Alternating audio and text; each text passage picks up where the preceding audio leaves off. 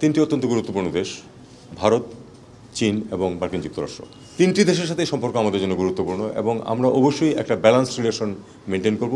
বিশেষ করে এখন যে নিরাপত্তা পরিস্থিতি বিরাজ করছে যেটা মিয়ানমারে, তাতে করে মিয়ানমারে খানিকটা স্টেবিলিটি যদি না ফিরে তাহলে কিন্তু এখান থেকে রিপেট্রিয়েশন প্রসেস শুরুই করা যাবে না। এটা আমাদেরকে মেনে নিতে হবে, কারণ একটা সংঘাতময় পরিবেশে তারা যেতে আগ্রহী হবে না এবং তাদেরকে তো আপনি জোর করে পাঠাতে পারবেন না। তাদেরকে পরিবেশটা এমন সৃষ্টি করতে হবে যেন তারা সেখানে ফিরে যায়। আমরা সেই পরিবেশ সৃষ্টিতে চীনের সহায়তা চাবো।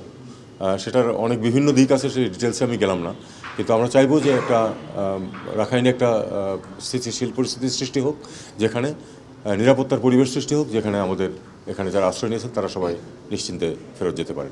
অন্যান্য নিরাপত্তা নিয়ে ইস্যু যেগুলি, সেগুলি চীনারা কী ইস্যু তুলবেন এটা তো আমি জানি না এখনও।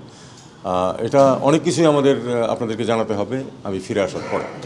আমি আবার একটি কথা বলতে চাই, সেটা হলো যে মার্কিন যুক্তরাষ্ট্রের সাথে বা এরকম বড় যে কোনো দেশের সাথে বাংলাদেশের যে সম্পর্ক, সেটা কিন্তু সরকার স্পেসিফিক হবে না প্রথমত। দ্বিতীয়ত হলো যে নতুন সরকার যখন আসবে তাদের কিছু বক্তব্য থাকতে পারে, সেটা আমরা দেখব এবং we shall cross the river when the river comes. এখন আমরা স্পেকুলেট করার আসলে কিছু নাই। আমরা মনে করি না যে মার্কিন যুক্তরাষ্ট্রের সরকার পরিবর্তনের কারণে বাংলাদেশের সাথে সম্পর্ক কোনো হোঁচট খাবে। আমি মনে করি যে এটা স্মুথলিই চলবে।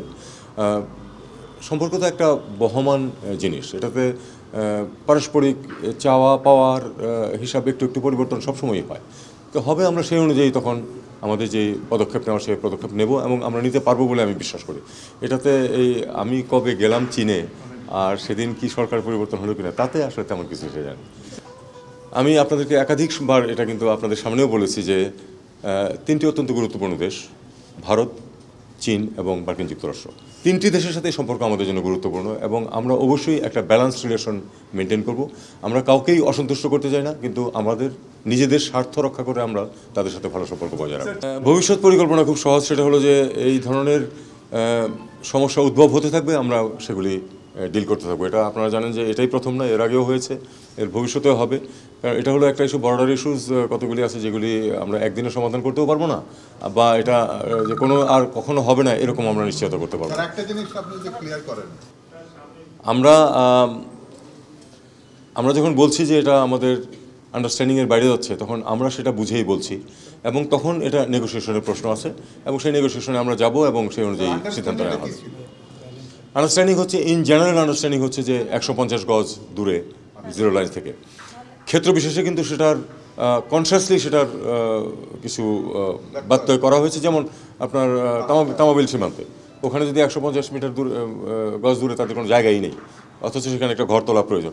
এই ধরনের যেখানে প্রয়োজন সেখানে ছোটোখাটো ব্যত্যয় তো করা যেতেই পারে, তবে ইন জেনারেল আমরা সেই নীতিতেই অবিচল থাকতেছি। আপনাদেরকে ধন্যবাদ।